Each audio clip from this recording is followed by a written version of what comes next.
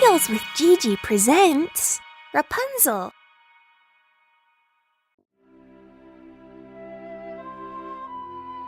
Once upon a time, there was a man and his wife.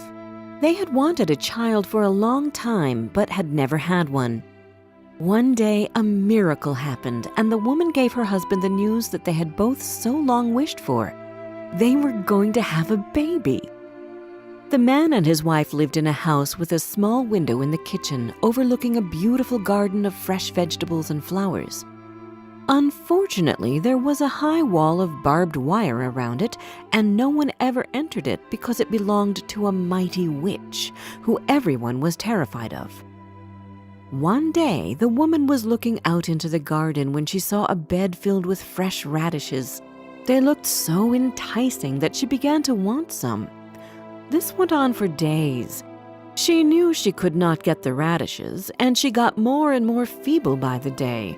Her husband was worried about her and asked, "What is the matter, dear wife?" "I feel like I will die unless I can eat some of those radishes that grow in the witch's garden." The man, who loved his wife very much, thought that he would rather get caught by the witch than lose his beloved. He waited for night to fall so he could climb over the wall into the garden. Unseen by anyone, he quickly plucked a handful of radishes and took them to his wife. She made a radish salad and ate to her heart's content, but it tasted so good that the next day she longed for twice as many as she had before. The man had to climb over the wall again if he wanted his wife to feel well. So he went at twilight again. As he was climbing back, he saw the witch standing in front of him. He was terribly frightened as she cried, "How dare you climb over into my garden and steal my radishes?" "Please don't judge me too hard," he answered. "I did it for my wife. She saw your radishes out of the window and started longing for them so badly that she would have died if she could not have had some to eat." Then the witch said, "If this is the truth, you may have as many radishes as you like, on one condition. You must give me your child. I will raise it like my own." The man was so scared that he promised the witch whatever she asked for. When the time came, the child was born, and the witch appeared.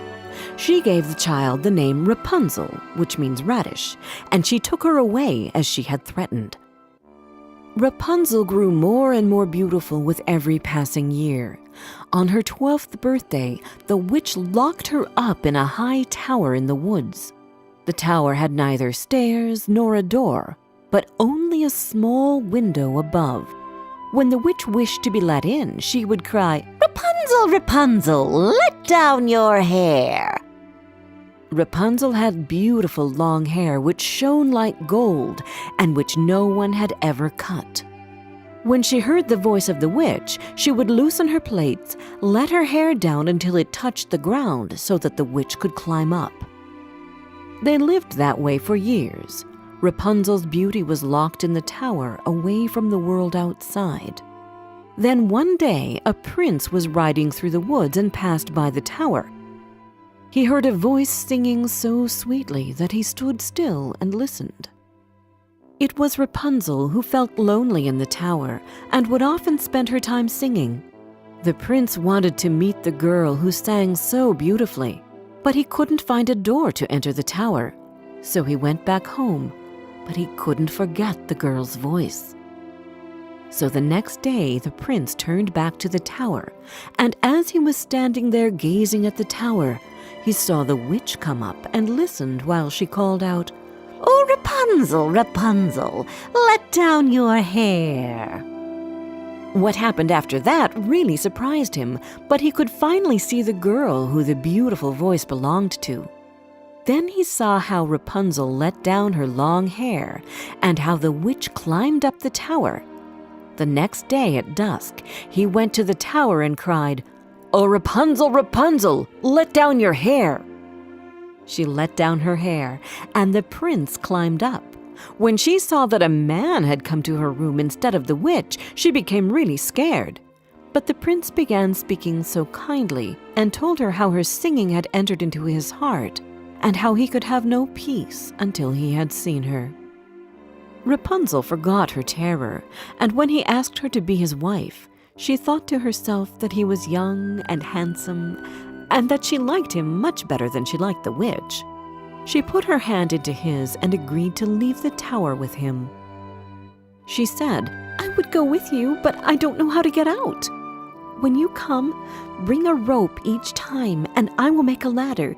When it is ready, I will climb down from the tower, and you shall take me away on your horse."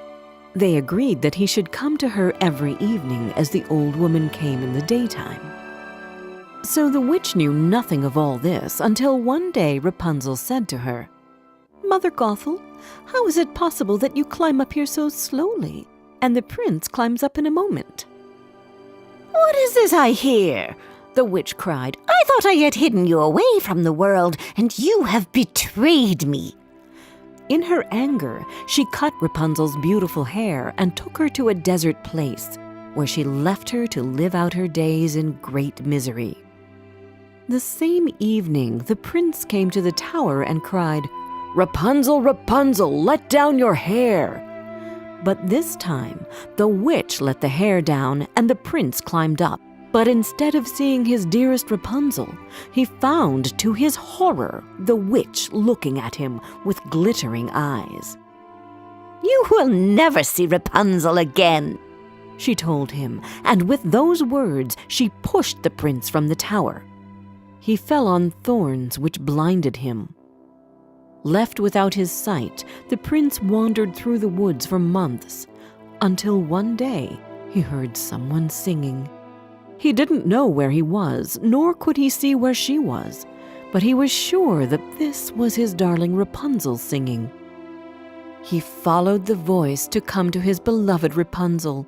When she saw him, Rapunzel dropped the buckets of water which she was holding, and they fell into each other's arms and cried, happy to be together after such a long time. One of Rapunzel's tears fell on his skin, and in that moment a miracle happened. The prince could see again. "What happened to your hair?" he asked and touched her hair. But before Rapunzel could even answer him, another magic happened, and her hair grew back, long and shining as it had always been. Then the prince took her to his kingdom, where he was received with great joy, and there they lived long and happily.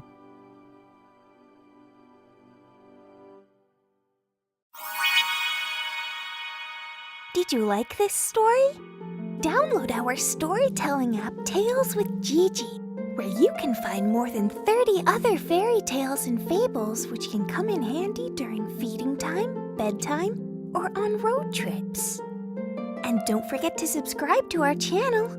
We've got new tales coming out every Wednesday.